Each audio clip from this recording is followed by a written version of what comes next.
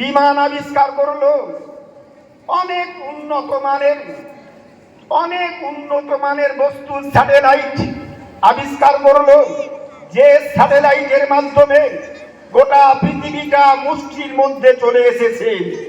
AI মাধ্যম দিয়ে গোটা দেশ শাসন করা যেমন সহজ, এআই এর মাধ্যম দিয়ে একটা ইঞ্জিনিয়ারিং কোর্স, ওটা একটা আলাদা পাঠ। রসায়নবিদ্যার গবেষকরা যে বিষয় নিয়ে বেশি বেশি রিসার্চ করে থাকেন। সংক্ষিপ্তকরণে আমার এই অল্প কথা বলেই মূল বক্তব্যে চলে যাব। স্যার আইজাক নিউটন বিভিন্ন সূত্র আবিষ্কার করে পৃথিবীর মাটিতে খ্যাতি অর্জন করেছেন। উনি বলেন 53 বছর বয়সে মুসলিম ধর্মের মহান গ্রন্থ কোরআন আগাগোড়া রিসার্চ করলাম, বিভিন্ন দিক নিয়ে পড়াশোনা করলাম। আমি বিভিন্ন দিক নিয়ে পড়াশোনা করার পর 3 বছর পঠন করে 3 বছর যাবত গবেষণা করে আমি কোরআন থেকে এটাই বুঝতে পারলাম, পৃথিবীর 5টি মহাসাগরের প্রশান্ত মহাসাগর, আটলান্টিক মহাসাগর, ভারত মহাসাগর, আরব মহাসাগর, পৃথিবীর 5টি সাগরের টোটাল করে গভীরতা যত, তার থেকে 70 লক্ষ গুণ গভীরতম সাগরের নামটাই হচ্ছে কোরআন। সুবহানাল্লাহ, সুবহানাল্লাহ। আমি এত কোরআনকে অধ্যবসান করলাম, কোরআন ভালো বুঝতে পারলাম না, এত গভীর, এত মূল্যবান, এত দামি, যে কোরআন সম্পর্কে আল্লাহ বলেন লাউ আনজালনা হাযাল কুরআনা আলা জাবালিন লা রাইতাহু খাশিয়াম মুতাসাদ্দিয়াম মিন খাশিয়াতিল্লাহ। যদি এই কোরআনকে আমি আল্লাহ কোন পাহাড়ে অবতীর্ণ করতাম, কোরআনের ভর পাহাড় সহ্য করতে পারতো না, মাটির সঙ্গে গুড়িয়ে যেত, মাটির সঙ্গে মিশে যেত। এই মহামূল্যবান আল্লাহর বাণী কোরআন শ্রেষ্ঠ পয়গম্বর, শ্রেষ্ঠ নবীর উপরে আল্লাহ নাযিল করেছেন। কোরআন নবীর উপরে নাযিল হয়েছে মক্কার মাটিতে 12 বছর। ছোট্ট ইতিহাসটা তোমাদের শিক্ষার জন্য বলি। ইসলাম যখন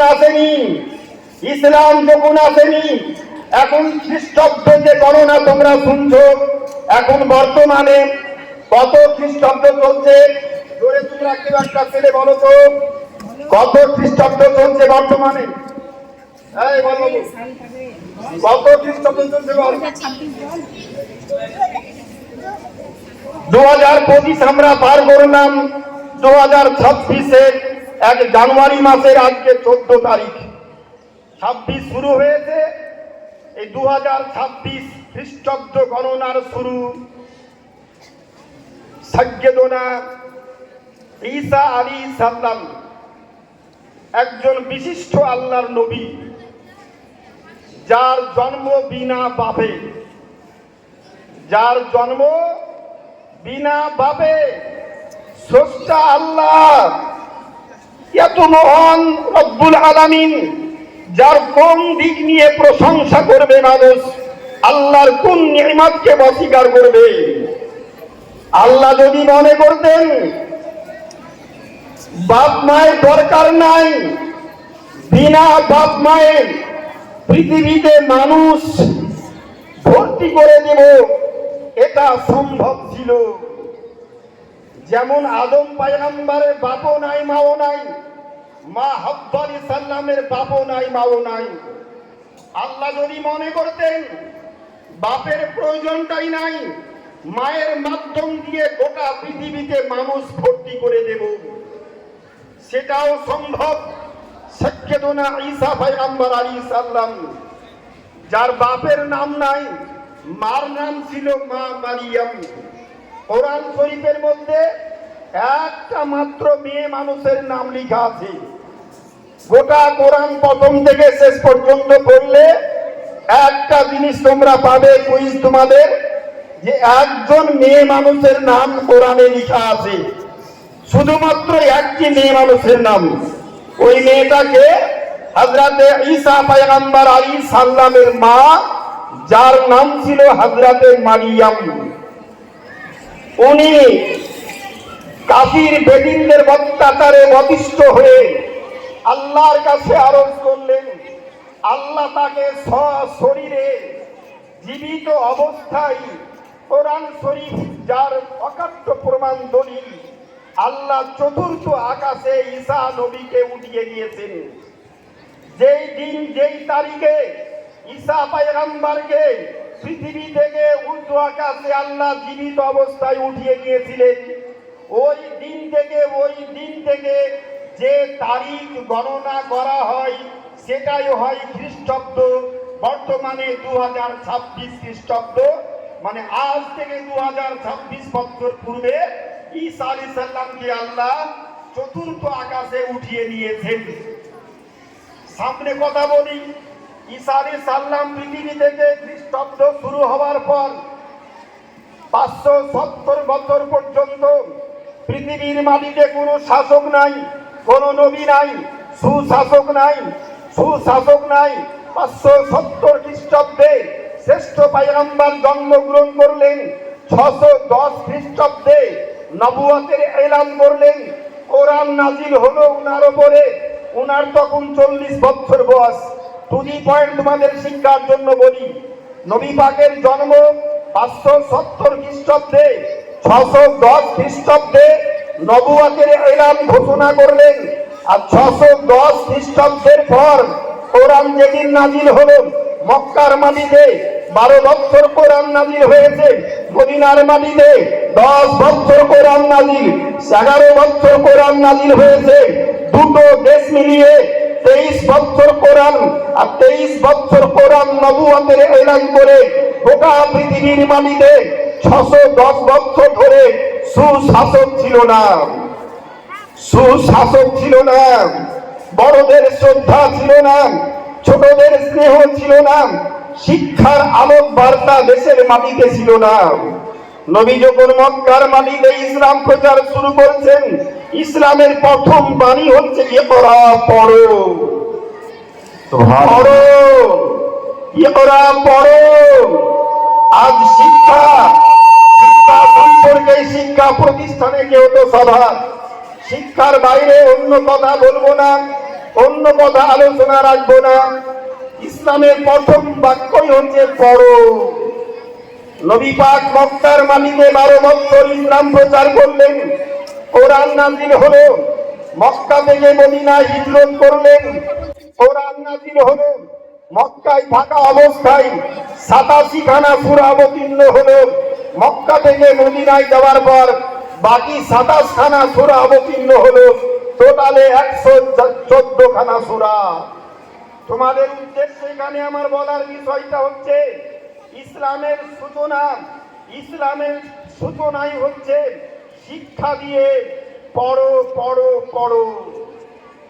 ইমামে গাজ্জালি আলাইহির রাহমা বলেছেন, যে জাতি যত বেশি শিক্ষিত সে জাতি তত বেশি উন্নত। ইমামে গাজ্জালি বলেছেন, যে জাতি যত বেশি শিক্ষিত সে জাতি তত বেশি উন্নত। পৃথিবীর শ্রেষ্ঠ মানব, শ্রেষ্ঠ পয়গম্বর, যাকে সম্বোধন করে আল্লাহ পাক কোরআন পাকে বলেছেন, ওয়া আল্লামাকা মা লাম তাকুন তা'লাম, নবী গো আমি আল্লাহ তোমাকে ওই সমস্ত বিষয় শিখিয়েছি, ওই সমস্ত বিষয় জানিয়েছি যে বিষয় নবী তুমি জানতে না। আকাশের সংবাদ জানতে না, জমিনের সংবাদ জানতে না, পাহাড়ের সংবাদ জানতে না, ভূপৃষ্ঠের সংবাদ জানতে না, গাছপালার সংবাদ জানতে না, কবরের সংবাদ জানতে না, হাসরের সংবাদ জানতে না। যে যে বিষয় নবী তুমি জানতে না, আমি আল্লাহ তোমাকে জানিয়ে পড়িয়ে পৃথিবীর শিক্ষক করে পৃথিবীর মাটিতে প্রেরণ করেছি।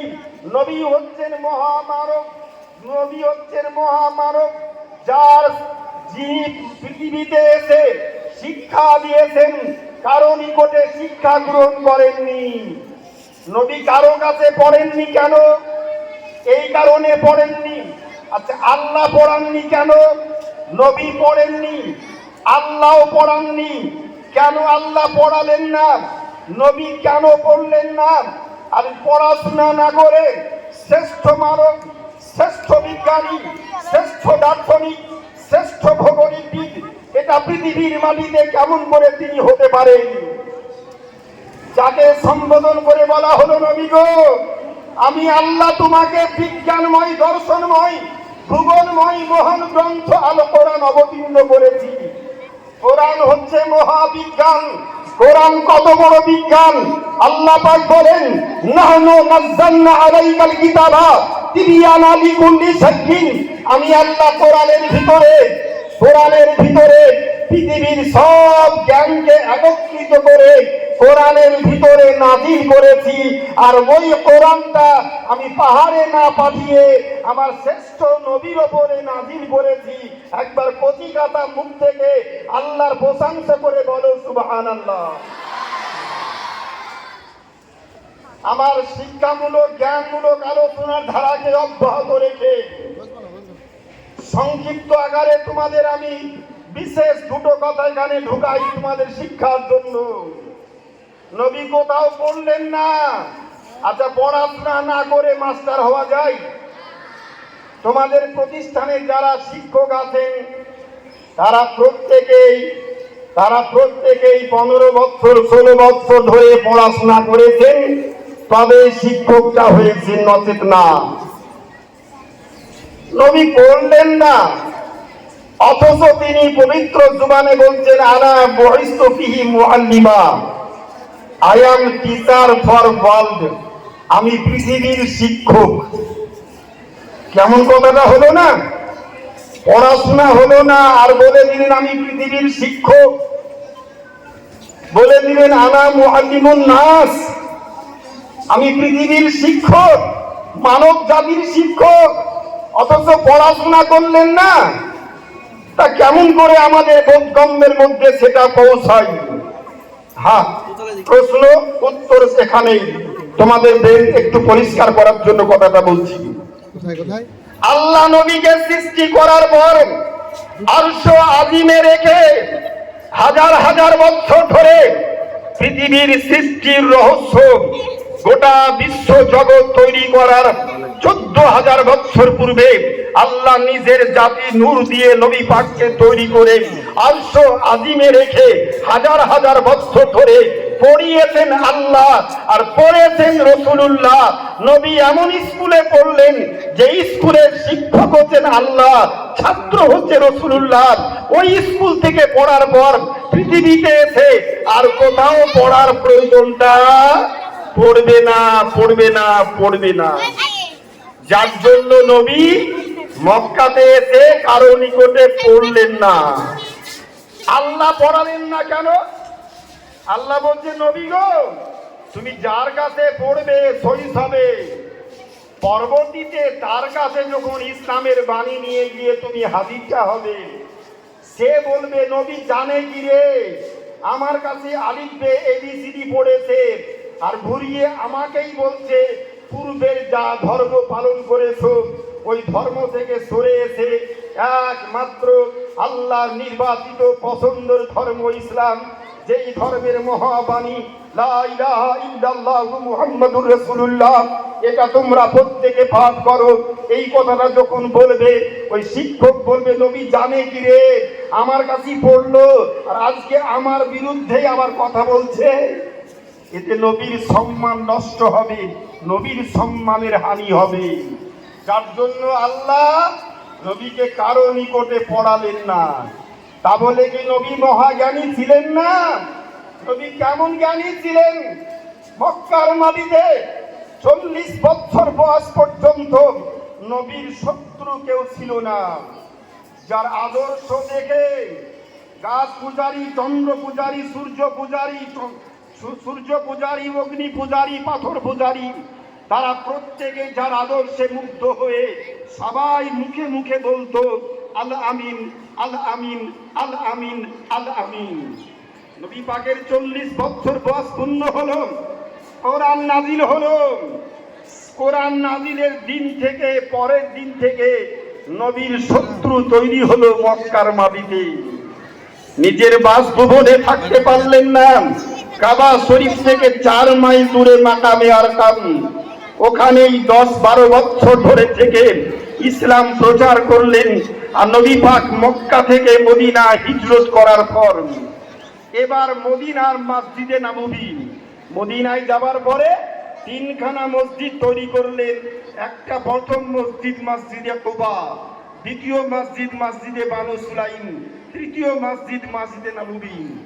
মসজিদে নববীর পাশে লম্বা চালা করে নবী পাক মাদ্রাসা তৈরি করলেন। মাদ্রাসা আজকে আমরা মাদ্রাসায় পড়বো কেন?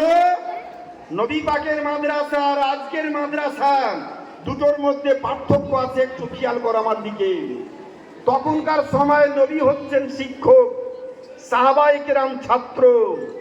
শিক্ষক আছে, ছাত্র আছে, কোনো বইপত্র নাই। বইপত্র নাই। তোমরা ছাত্র, তোমরা ছেলে, তোমরা মেয়ে, ক্লাসরুমে যাও, শিক্ষকগণ বই সামনে নিয়ে বক্তব্য রাখেন, তোমাদেরকে বোঝান। ছাত্রর কাছে বই নাই, শিক্ষকের কাছে বই নাই। আগের সময় ছিল গুরু শিক্ষা, গাছতলাতে শিক্ষা, মক্তবের শিক্ষা, স্কুল কলেজের এই শিক্ষা ব্যবস্থা ছিল না। নবী মক্কার মাটিতে যখন ইসলাম প্রচার শুরু করেছিলেন, গোটা মক্কা মদিনা দুটো দেশ মিলিয়ে মাত্র 19 জন ব্যক্তি ছিল শিক্ষিত। আর 19 জন ব্যক্তি, শিক্ষিত ব্যক্তির গুরু ওস্তাদ ছিল, যার নাম ছিল আবুল হেকাম আব্দে শামস। পরবর্তী নাম হচ্ছে আবুল হেকাম, পণ্ডিতের বাপ। নবী নবুয়াত এলান করলো, নবী নবুয়াত ঘোষণা করলো, নবীকে অমান্য করলো, অস্বীকার করলো বলে তার নামটা ছিল পণ্ডিতের বাপ। তার নামটা চেঞ্জ হলো, পরিবর্তন হয়ে নামটা হলো আবু জাহাল, নির্বোধের বাপ, অশিক্ষিতর বাপ, মূর্খের বাপ। আমার টু দি পয়েন্ট এখানে কথা। এদিক ওদিকে না, একবারে মুখে হাত দিয়ে চোখ, কোনো আওয়াজ শব্দ হবে না। আর বেশি বলবো না, অল্প সময়, তোমাদের খুব বেশি কষ্ট দেব না। আর মাত্র খুব বেশি হলে আধ ঘন্টা, আর একটু অপেক্ষা। তার